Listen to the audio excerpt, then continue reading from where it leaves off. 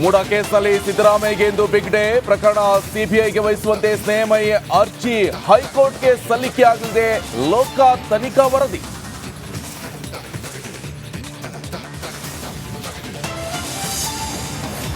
ಮಹಾರಾಷ್ಟ್ರದಲ್ಲಿ ಸರ್ಕಾರ ರಚನೆ ಸರ್ಕಸ್. ಹಿಂದೆ ಮುಖ್ಯಮಂತ್ರಿ ಹೆಸರು ಘೋಷಣೆ ಸಾಧ್ಯತೆ.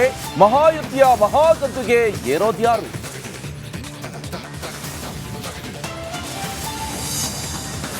ಇಂದು ದರ್ಶನ್ ಸೇರಿ 6 ಜನರ ಬೇಲ್ ಭವಿಷ್ಯ. ಹೈಕೋರ್ಟ್ ಏಕಸದಸ್ಯ ಪೀಠದಲ್ಲಿ ವಿಚಾರಣೆ. ರೆಗ್ಯುಲರ್ ಜಾಮೀನಿಗೆ ದರ್ಶನ್ ವಕೀಲರ ವಾದ. ಕಾರ್ತಿಕ ಸೋಮವಾರ ಹಿನ್ನೆಲೆ ಭಕ್ತರ ಸಂಭ್ರಮಾಚರಣೆ. ದೊಡ್ಡಬಳ್ಳಾಪುರದ ಕಾಶಿ ವಿಶ್ವನಾಥನಿಗೆ ಲಕ್ಷ ದೀಪೋತ್ಸವ. ಸಾವಿರಾರು ಭಕ್ತರಿಂದ ಭಕ್ತಿ ಸಮರ್ಪಣೆ.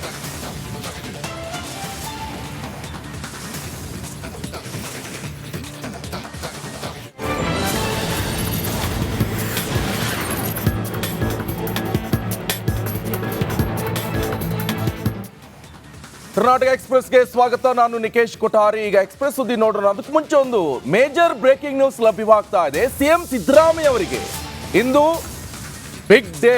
ಹೈಕೋರ್ಟ್ಗೆ ಇಂದು ಮೂಡ ತನಿಖೆ ವರದಿ ಸಲ್ಲಿಕೆ ಆಗ್ತಾ ಇದೆ. ಲೋಕಾಯುಕ್ತ ಅಧಿಕಾರಿಗಳಿಂದ ವರದಿಯನ್ನ ಸಲ್ಲಿಸಲಾಗುತ್ತೆ. ಈ ಹಿಂದೆ ಮೂಡ ಪ್ರಕರಣ ಸಿಬಿಐಗೆ ವಹಿಸುವಂತೆ ಅರ್ಜಿಯನ್ನು ಕೂಡ ಸ್ನೇಹಮಯಿ ಕೃಷ್ಣ ಅವರು ಹಾಕಿದ್ರು ಹೈಕೋರ್ಟ್ಗೆ. ಸೊ ಈ ಹಿನ್ನೆಲೆಯಲ್ಲಿ ಇಂದು ಹೈಕೋರ್ಟ್ಗೆ ವರದಿ ಸಲ್ಲಿಕೆ ಆಗ್ತಾ ಇದೆ. ಈವರೆಗಿನ ತನಿಖಾ ವರದಿ ನೀಡಲಿದ್ದಾರೆ ಲೋಕ ಪೊಲೀಸರು. ಎಂ ನಾಗಪ್ರಸನ್ನ ನೇತೃತ್ವದ ಏಕಸದಸ್ಯ ಪೀಠಕ್ಕೆ ತನಿಖಾ ವರದಿ ಸಲ್ಲಿಕೆ ಆಗುತ್ತೆ.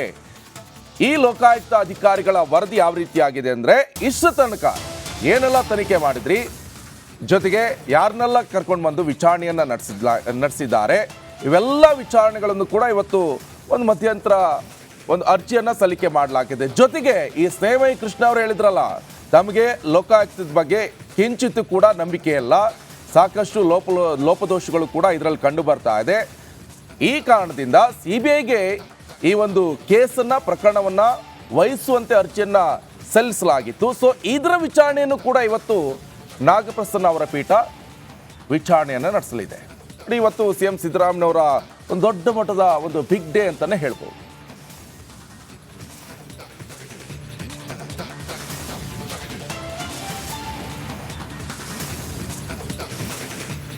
ಈಗ ಕರ್ನಾಟಕ ಎಕ್ಸ್ಪ್ರೆಸ್ ಸುದ್ದಿಗಳನ್ನ ಕ್ವಿಕ್ ಆಗಿ ನೋಡ್ತಾ ಹೋಗೋಣ.